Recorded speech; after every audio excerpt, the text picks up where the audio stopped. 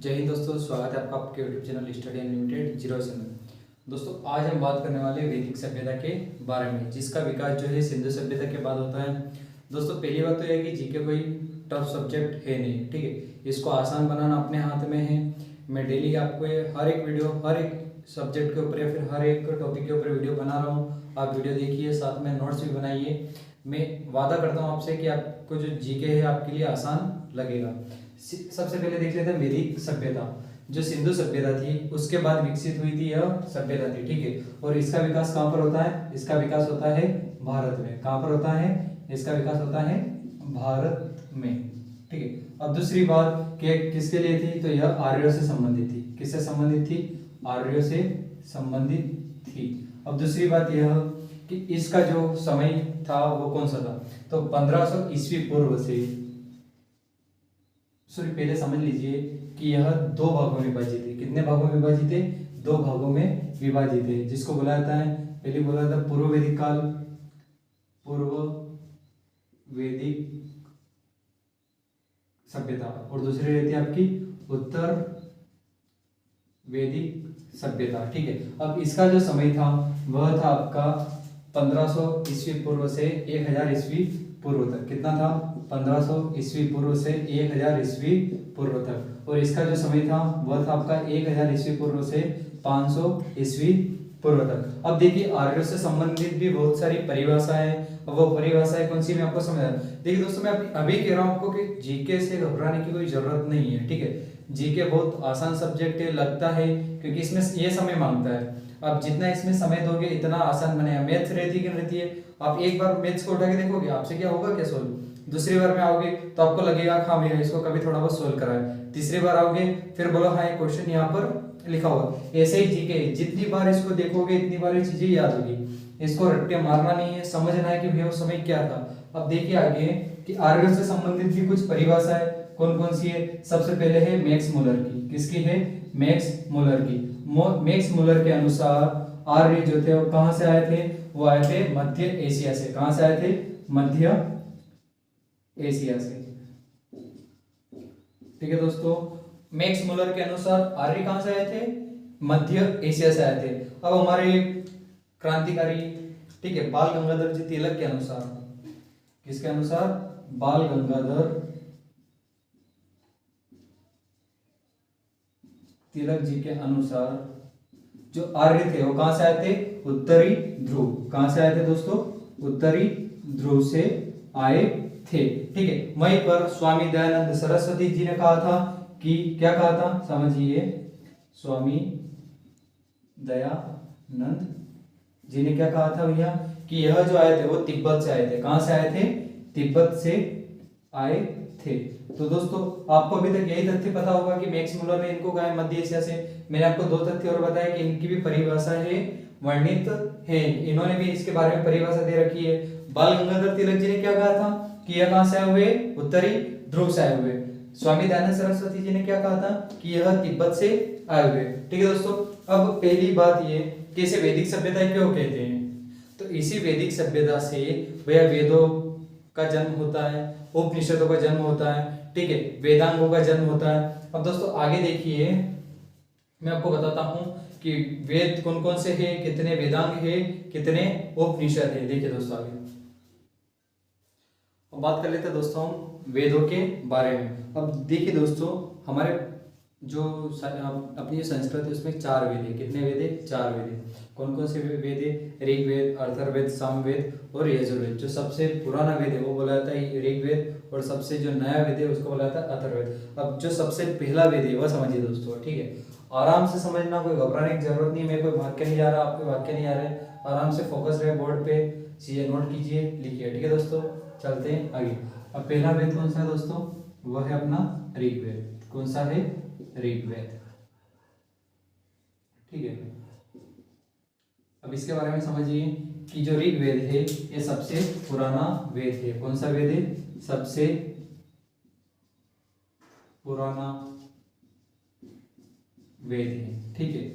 अब आगे देखिए कि भैया इसको पढ़ने वाले को क्या कहते हैं? पढ़ने वाले को, मतलब इस वेद को पढ़ने वाले को क्या कहा जाता है? उसको कहा जाता है होत्र। क्या कहा जाता है? होत्र कहा जाता है। अब दोस्तों देखिए कि जो ये वाला वेद है ऋग्वेद सबसे पुराना वेद हो गया। अब यहाँ पर इस वेद में कुल कितने मंडल है? इस वेद में कुल मंडल है 10। कितने मंडल है दोस्तों? तो टोटल है 10 मंडल, 10 मंडल। ठीक है, कितने सूक्त है इसमें? सूक्त यानी कि श्लोक को कहा जाता है। किसको कहा जाता है? श्लोकों को कहा जाता है। तो इसमें 1028 सूक्त है। कितने? 1028 सूक्त है। अब बात करते हैं ऋचाएं। क्या? ऋचाएं। अब ऋचाएं को क्या कहा जाता है दोस्तों? रचनाएं। क्या बोला जाता है? रचनाएं। तो कितनी है?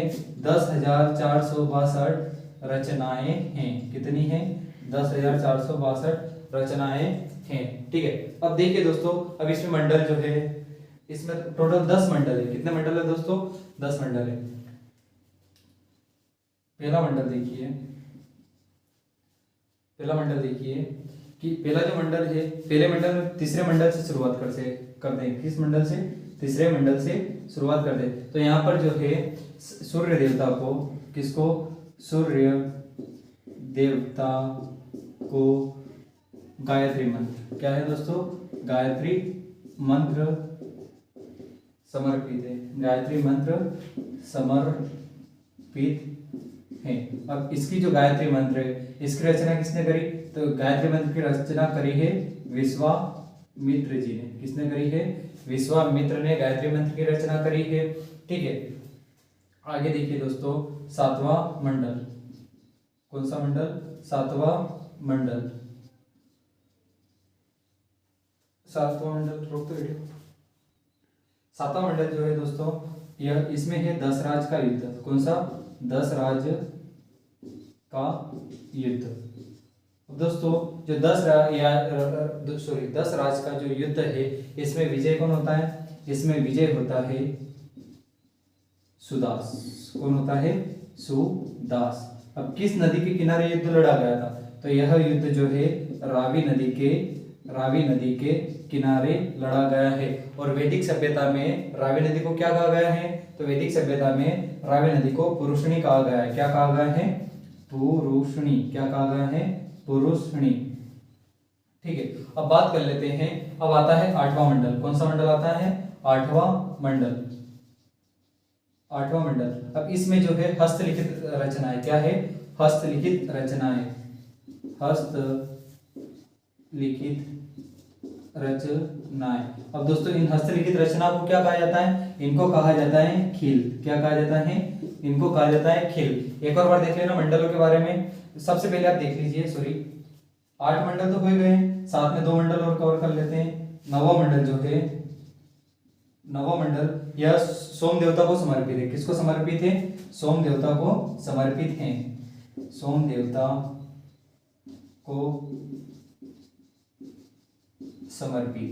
ठीक है, अब मोस्ट आईएमपी जो है दोस्तों, वह है 10वां मंडल। मैं यहां पर लिख रहा हूं, समझ लेना दोस्तों। 10वां मंडल देखिए, 10वां मंडल। अब इस 10वें मंडल में क्या है कि इसमें 4 वर्णों के बारे में वर्णन किया गया है। कितने वर्णों के बारे में? 4 वर्णों के बारे में वर्णन किया गया है। ठीक है, जो सबसे पहला जो वर्णन है वो कौन सा है? वर्ण है वो कौन सा है? ब्राह्मण। कौन सा है?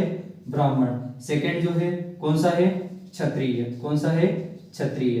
तीसरा कौन सा है दोस्तों? वह है वैश्य। कौन सा है दोस्तों? वैश्य। याद रहे, पहला कौन सा वर्ण हो गया? ब्राह्मण। दूसरा कौन सा है?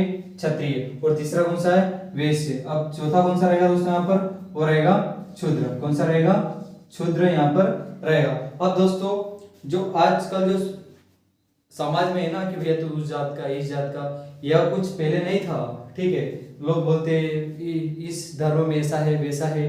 तो यह जो है मुगल तथा जो अंग्रेज लोग थे उनकी साजिशें थी।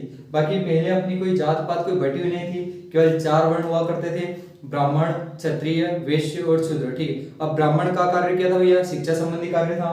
क्षत्रिय का कार्य क्या था? वह क्षत्रिय का जो कार्य था वह प्रजा की रक्षा करना था। ठीक है, और बात कर लेते हैं वैश्य का क्या काम था? तो वैश्य का व्यापार करने का काम था।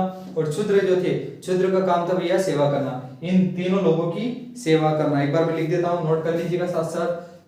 ब्राह्मण का कार्य था शिक्षा से संबंधित। किससे? शिक्षा से संबंधित। क्षत्रिय का काम क्या था? रक्षा करना, ठीक है। वैश्य का काम क्या था भैया? व्यापार करना। क्या करना? व्यापार करना। अब शूद्र का यहाँ पर क्या काम था कि जो तीनों है इन तीनों की सेवा करना, यानी कि सेवा क्षेत्र, ठीक है दोस्तों, सेवा क्षेत्र। अब समझिए, चलो आगे समझिए दोस्तों। जैसे कि मैंने अभी आपको समझाया कि 4 वर्ण थे, कौन से मंडल में? 9वां मंडल मैंने आपको करवा दिया था कि सोम देवता को समर्पित है। 10वां मंडल मैंने आपको क्या बताया दोस्तों कि 4 वर्ण मैंने बताया आपको, ब्राह्मण, क्षत्रिय, वैश्य और शूद्र। अब यहाँ पर देखिए कि इस वेद में जो प्रमुख देवता माना गया है, किसको माना गया है? इंद्र को। क्यों?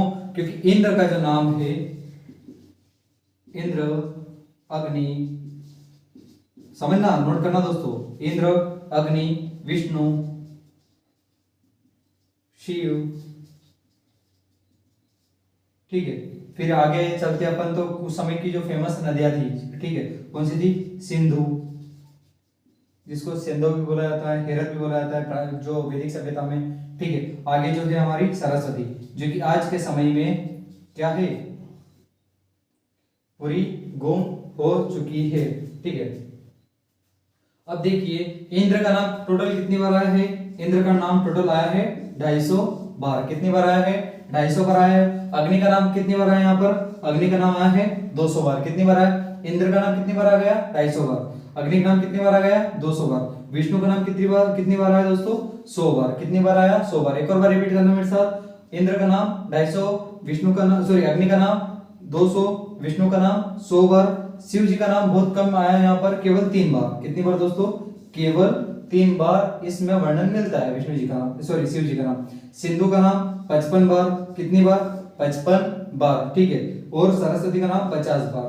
कितनी बार? 50 बार। एक और बार रिपीट करना मेरे साथ। इंद्र का नाम 250 बार होता है, अग्नि का नाम 200 बार, विष्णु का नाम 100 बार, शिव जी का नाम 3 बार, सिंधु का नाम 55 और सरस्वती का नाम 50 बार। अब आगे देखिए दोस्तों, यजुर्वेद समझाता हूं मैं आपको।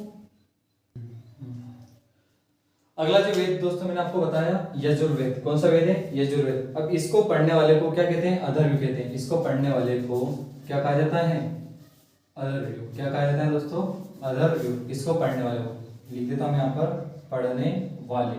अब इसका उपवेद कौन सा है? यजुर्वेद का उपवेद है धनुर्वेद। कौन सा है? धनुर्वेद।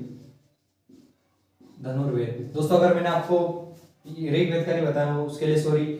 यजुर्वेद का उपवेद क्या है? धनुर्वेद। ऋग्वेद का उपवेद क्या है? आयुर्वेद। ऋग्वेद का उपवेद क्या है? आयुर्वेद। यजुर्वेद का क्या है? धनुर्वेद। याद रखना दोस्तों। अब इसको पढ़ने वाले क्या कहा जाता है? अधर्व्यु। अब ये किससे संबंधित है? यह यज्ञ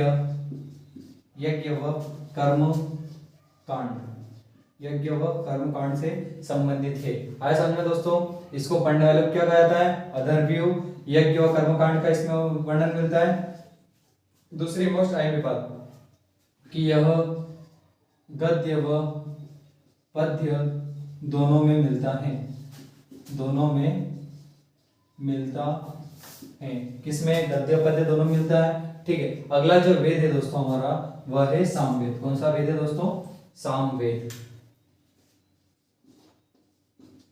अगला वेद है हमारा सामवेद। अब दोस्तों इस सामवेद को संगीत का वेद भी कहा जाता है। किसका? संगीत का वेद भी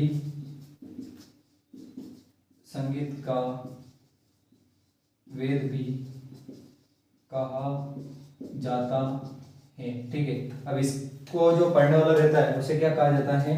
अधर्व्यु। क्या कहा जाता है? उदात्र। क्या कहा जाता है? उदात्र, ठीक है। अब इसका जो उपवेद है, इसका उपवेद क्या है दोस्तों? गंधर्व वेद। क्या है? गंधर्व वेद। ऋग्वेद का उपवेद आयुर्वेद, ऋग्वेद का आयुर्वेद, यजुर्वेद का आपका धनुर्वेद, ठीक है, और सामवेद का गंधर्व वेद, ठीक है। अब इसको पढ़ने वाले क्या कहते हैं अपन? उदात्र कहते हैं, ठीक है। और इसमें संगीत का मतलब जो संगीत का वेद भी कहा जाता है। क्या कहा जाता है इसे? संगीत का वेद भी कहा जाता है, ठीक है। आगे देखिए दोस्तों कि जो सामवेद है इसे मैंने आपको कहा दिया कि संगीत का वेद पाया जाता है। इसको पढ़ने वाले क्या कहते हैं? उदात्र। और यह इसका जो उपवेद है वो गंधर्व वेद है। अगला जो वेद है हमारा वह है अथर्ववेद। कौन सा है? अथर्ववेद। दोस्तों ऐसे मैंने आपको बताया कि सबसे पुराना जो वेद था वह कौन सा था? वह था ऋग्वेद। और सबसे नया वेद कौन सा है? अथर्ववेद।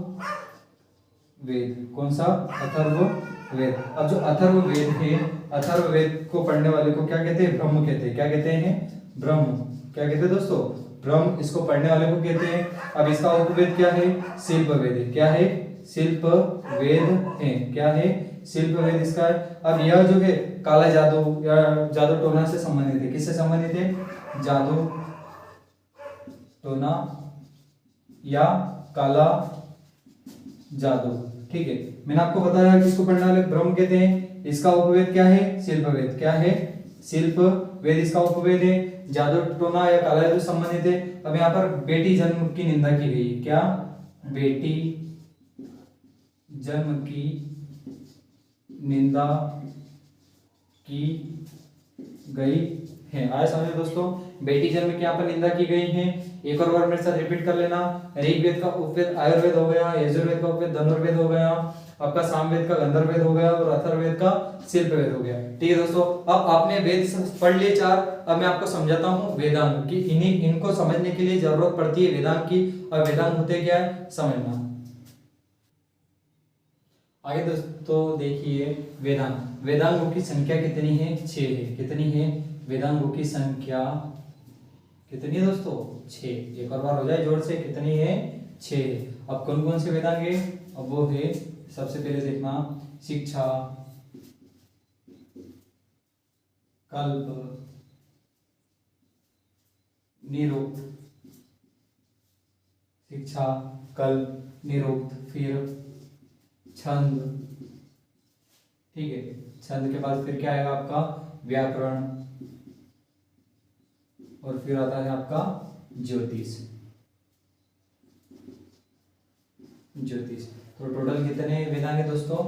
टोटल वेदांगों की संख्या 6 है। शिक्षा, कल्प, निरुक्त, छंद, व्याकरण और ज्योतिष। ठीक है, अब आगे देखिए दोस्तों कि अब आता है पुराण। क्या आता है? पुराण। अब पुराणों की संख्या कितनी है दोस्तों? टोटल पुराणों की संख्या है 18। कितनी है? पुराणों की संख्या कितनी है? 18 है। ठीक है, अब जो एक ऋषि थे लोमहर्ष, कौन थे? पुराणों की संख्या पहले देख लीजिए 18 है। ठीक है, अब एक ऋषि थे जिनका नाम था लोमहर्ष। लोमहर्ष और उनके पुत्र उग्रश्रवा। उग्रश्रवा, इन्होंने पुराणों की रचना करी थी। ठीक है, अब दोस्तों जो सबसे प्राचीन पुराण है या सबसे पुराना जो पुराण है वो कौन सा है? मत्स्य पुराण। कौन सा है दोस्तों?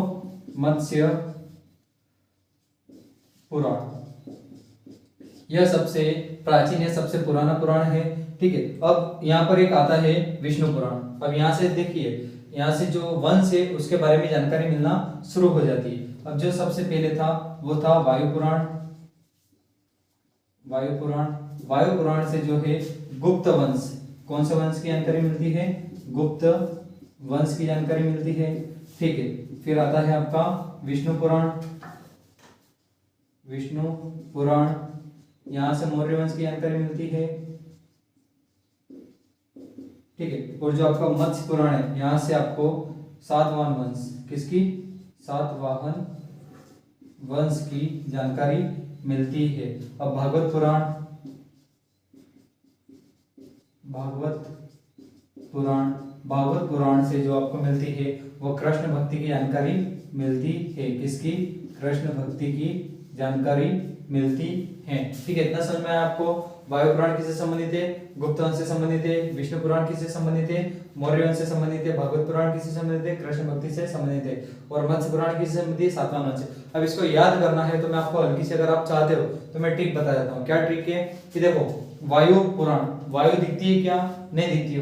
वायु गुप्त तरीके से घूमती है। ठीक है, तो वायु गुप्त तरीके से घूमती है तो कौन सा वंश आ जाएगा? गुप्त वंश आ जाएगा। और विष्णु पुराण, आपने देखा होगा विष्णु जी को, कृष्ण जी को, कि उनके सिर पर क्या रहता है? मोर पंख रहता है। मोर पंख यानी कि मयूर, और मयूर से याद रखना मौर्य वंश। क्या याद रखना है? मौर्य वंश। अब भागवत पुराण, भागवत कथा होती है, आपके गांव में नगर में कहीं पे भी होती होगी। अरे नगर में नहीं होती है, नहीं करते, ठीक बात है। टीवी पे तो मम्मी देखती होगी सुबह चैनल पे, आस्था चैनल पे, संस्कार चैनल, बहुत सारे चैनल पे देखते हैं घर पे, ठीक है। तो भागवत पुराण किससे संबंधित है? कृष्ण भक्ति से संबंधित है। मत्स्य पुराण, अब देखो 7 समुद्र पार में तेरे पीछे पीछे आ गई, ठीक है। तो 7 वाहन से समुद्र याद रख लेना, ठीक है। और समुद्र में क्या पाई जाती है? मछली, मछली को मत्स्य बुलाता है, तो मत्स्य पुराण यानी कि 7 वाहन वंश। आगे देखिए मोस्ट आईएमपी है आपके लिए। अगली चीज है दोस्तों हमारे पास उपनिषद। उपनिषद की संख्या टोटल कितनी है? 108। कितनी है? 108। अब जो यहाँ पर सबसे जो बड़ा है उपनिषद है वह है बृहदारण्यकोपनिषद, ठीक है। यह सबसे बड़ा है। और दोस्तों याद रहे यहां से लिया गया है, आपने सुना होगा तमसोमा ज्योतिर्गमय। कहां से लिया गया है? यह लिया गया है बृहदारण्यकोपनिषद से, ठीक है। अब दोस्तों जो सबसे छोटा जो उपनिषद है वह है आपका मांडुक्य उपनिषद। कौन सा है? अब ये जो हो गया है सबसे बड़ा है, क्या है? सबसे बड़ा, सबसे बड़ा। अब सबसे छोटा कौन सा है यहाँ पर? मांडुक्योपनिषद।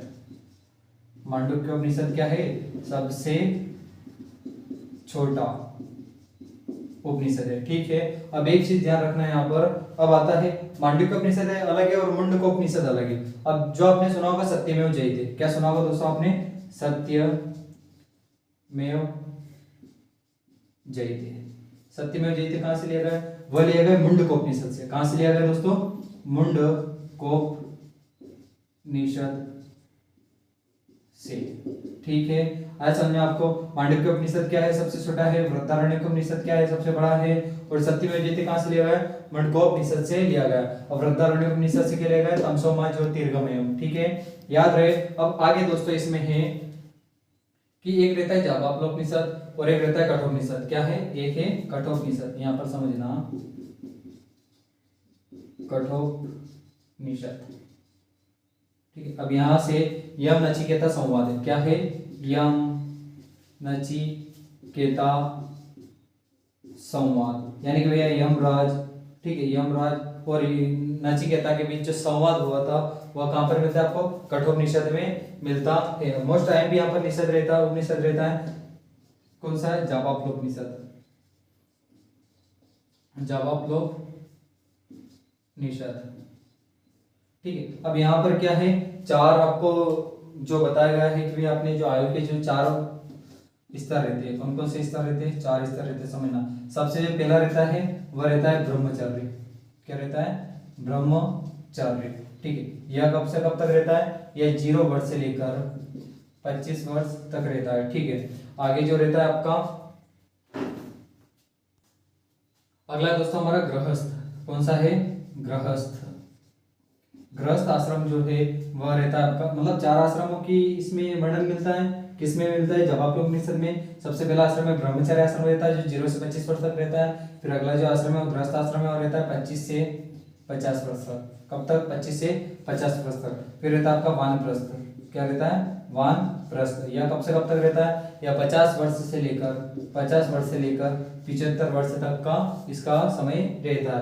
अब जो सबसे अंतिम समय आश्रम जो रहता है वह रहता है संन्यास। क्या रहता है दोस्तों? संन्यास। अब जो संन्यास रहता है वह 75 वर्ष से 100 वर्ष तक, अगर आप जिंदा बचते हो तो, वरना पहले संन्यास ले लेना, 75 से पहले संन्यास ले लेना। अब तो ऐसे भी जो औसत आयु कितनी है? 68 है। तो संन्यास कितना था पहले? 75 वर्ष से लेकर 100 वर्ष तक, ठीक है दोस्तों। अब यहाँ पर एक चीज समझना, रामायण के बारे में समझ लीजिए। जाबालोपनिषद में 4 वर्ण है, मैं थोड़ा सा इसको मिटा रहा हूँ यहाँ पर। सत्यमेव जयते कहां से लिया गया है? मुंडकोपनिषद से लिया गया है। अब यहाँ पर रामायण के बारे में समझ लीजिए कि जो रामायण है, रामायण की रचना किसने करी थी? महर्षि वाल्मीकि जी ने करी थी। किसने करी थी? महर्षि वाल्मीकि जी ने करी थी। और रामायण की जो रामचरितमानस की रचना किसने करी थी? वो करी थी तुलसीदास जी ने करी थी। किसने करी थी?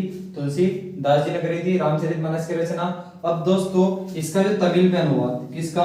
रामायण का तमिल में अनुवाद, किसने करा था? वह करा था कंबन ने। किसने करा था? कंबन ने। ठीक है, अब वहीं पर इसका फारसी में अनुवाद, किसमें? फारसी में अनुवाद। फारसी में अनुवाद किसने करा था? तो वह करा था अब्दुल कादिर बंदायूनी।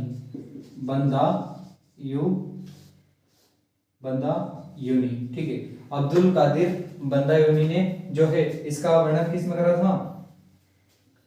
फारसी में इसका अनुवाद किसने करा था? अब्दुल कादिर बंदायूनी। ठीक है, अब इसका बांग्ला में अनुवाद कर रखा है, बांग्ला में भी अनुवाद कर रखा है, बांग्ला में भी अनुवाद कर रखा है।